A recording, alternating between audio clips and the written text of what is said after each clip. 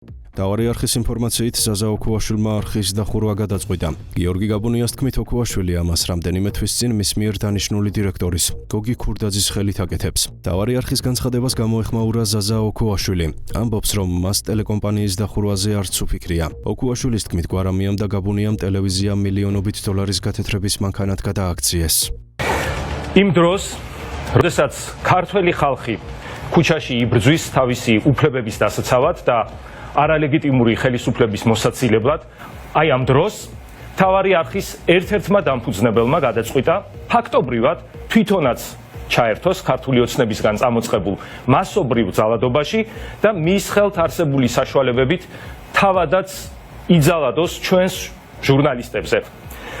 ზაზა ოქუაშვილმა გადაწყვიტა გააკეთოს ის, რაც დღეს ბიძინა ივანიშვილს ძალიან სჭირდება. ზაზა ოქუაშვილმა გადაწყვიტა დახუროს მთავარი არხი. ეს ძალიან მტკივნეულია.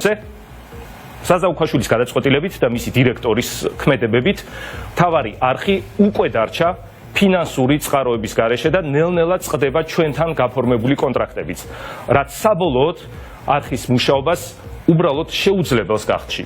ამიტომ სადამდეც შევძლებთ, ისევ ვიბრძოლებთ და ვიქნებით ეთერში ჩვენი მაყურებლისთვის და ქართველი ხალხისთვის.